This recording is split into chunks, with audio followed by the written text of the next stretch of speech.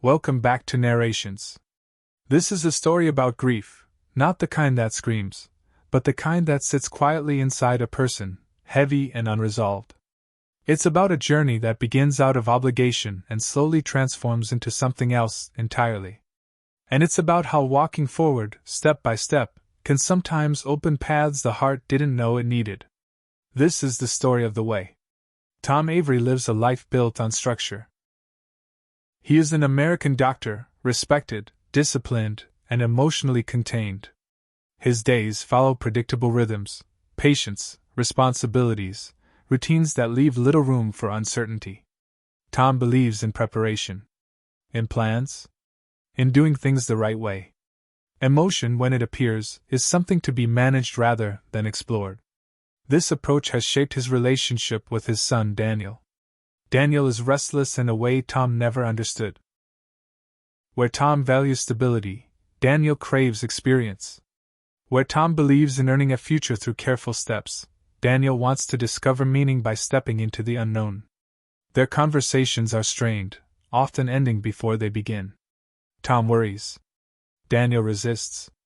When Daniel tells his father he plans to travel to France and walk the Camino de Santiago, Tom reacts with frustration rather than curiosity. He sees the journey as impractical, impulsive, irresponsible. Another example of his son running away from commitment instead of toward it. Their last conversation is unfinished. Harsh words linger. Understanding does not arrive in time. Then the phone call comes. Daniel is dead. A storm. An accident. A journey that ends almost as soon as it begins. The words don't fit together properly in Tom's mind. They feel abstract, technical, as if delivered to the wrong person. Grief does not explode inside Tom. It settles. He travels to France in shock, moving through airports and officials as if following instructions in someone else's life. At the morgue, he sees his son's body, still, unfamiliar, devastatingly real. The distance between who Daniel was and who Tom thought he was collapses in an instant. Tom realizes he knew very little about the man his son was becoming. With Daniel's remains in his care, Tom plans to do the sensible thing. Cremate his son. Return home. Resume the life that now feels hollow but familiar. Then he finds Daniel's backpack. Inside are items meant for the Camino. Worn boots, personal notes, fragments of intention. A journey interrupted. A path never walked. Holding these things, Tom feels something shift. Not clarity. Not peace. Responsibility. Almost impulsively, but with quiet resolve, Tom makes a decision that surprises even himself. He will walk the Camino in Daniel's place. Not as a spiritual quest. Not for enlightenment. But to finish something his son started. Tom steps onto the path with Daniel's ashes in his pack, each step heavy with grief and unspoken regret. The Camino does not welcome him gently. His body aches. His feet blister. His mind resists the slowness of walking without purpose beyond movement. Tom is not searching for answers. He is enduring. Along the way, he begins to meet others. Pilgrims. Each one walking for reasons they rarely state plainly. Some talk too much. Some talk too little. Some treat the Camino as adventure. Others as escape. A few as penance. Tom meets Joost, a cheerful, overeager Dutch man desperate to lose weight and eager for companionship. Tom finds him irritating immediately. Joost is everything Tom avoids: emotional, undisciplined, intrusive. Then there is Sarah, sharp-tongued and guarded, carrying her own grief beneath sarcasm and independence. And Jack, an Irish writer whose humor masks deeper wounds and addictions he pretends not to acknowledge. They are strangers. Tom does not invite them. They simply fall into step beside him. At first, Tom resists their presence. He walks faster. Keeps his distance. Refuses conversation.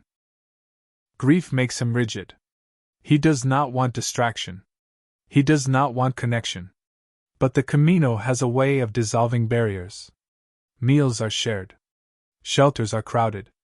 Paths narrow. Silence becomes uncomfortable when stretched too long. Slowly, reluctantly, Tom begins to listen. Not to stories, to people. He hears about lives derailed by loss, fear, failure, disappointment. He notices how each pilgrim carries something invisible alongside their pack. Pain does not announce itself loudly here. It moves quietly, footstep by footstep. And Tom begins to recognize himself in them. Each night, Tom scatters a small portion of Daniel's ashes along the path. A ritual that forms without planning. A way of letting his son move forward even though he cannot. With every scattering, Tom feels the weight shift slightly. Not disappear, but redistribute. The Camino begins to change Tom in ways he does not fully understand yet. His anger softens into fatigue. His resistance turns into curiosity. He starts to realize that walking is not just movement, it is confrontation. With memory. With regret. With love left unfinished. And for the first time since Daniel's death, Tom feels something other than numbness. He feels present. Tom wakes each morning on the Camino with the same quiet weight pressing against his chest. Grief doesn't fade overnight. It doesn't loosen its grip just because the sun rises over a different village. It travels with him, settling into his muscles, into the rhythm of his steps. Walking becomes both punishment and release. Every mile a reminder that his son once stood where he stands now, believing in something Tom dismissed. The path demands patience. There are hills that burn his legs, descents that punish his knees, rain that soaks through his clothes without apology. Tom, who once controlled his days with schedules and certainty, is reduced to something simpler, a man moving forward because stopping hurts more. The others keep pace. Yost chatters endlessly, filling silence with optimism that borders on desperation. At first, Tom barely tolerates him. But over time, Yost's persistence reveals itself as courage, the courage to admit he doesn't want to walk alone. Yost isn't afraid of appearing foolish if it means being seen. Sarah remains guarded, her independence sharp-edged. She pushes herself harder than anyone, refusing help even when she needs it. Tom recognizes this immediately. It looks like strength. It feels like armor. And it's exhausting. Jack drifts between humor and recklessness, his wit masking a dependence he pretends is under control. He jokes his way through pain, deflecting seriousness with charm. Tom sees through it, not because he wants to, but because denial is something he knows well. As days pass, the group becomes less accidental. Meals are shared without discussion. Injuries are tended to quietly. Laughter slips in unannounced. The Camino strips people down to essentials. Food, shelter, honesty. There is no space here for performance. Everyone walks as they are. And slowly, Tom begins to talk. At first, it's practical things, medical advice, observations about the path. Then memories surface unexpectedly. Daniel as a child. Daniel as a teenager. The arguments. The disappointment. The pride Tom never quite expressed. Words come out unevenly, unfinished, but the group listens without trying to fix anything. Tom realizes something unsettling. No one here is trying to heal him. They are simply walking beside him. Each evening, Tom continues his ritual, scattering a small portion of Daniel's ashes along the trail. At crossroads. On hills. Beside quiet stretches of road. He speaks to his son sometimes, not in speeches, but in fragments. Apologies. Admissions. Gratitude. With each release, Tom feels less like he's carrying Daniel forward alone. As the Camino stretches on, the group faces moments that test them. Tempers flare. Old wounds surface. Jack's addiction becomes harder to ignore. Sarah's independence cracks when exhaustion overtakes her. Yost struggles physically, forced to confront limits he tried to laugh past. Tom, surprisingly, becomes the steady one. Not because he has answers, but because grief has already broken him open. He knows now that pretending strength only delays pain. He listens. He stays. He offers presence instead of solutions. And in doing so, Tom changes.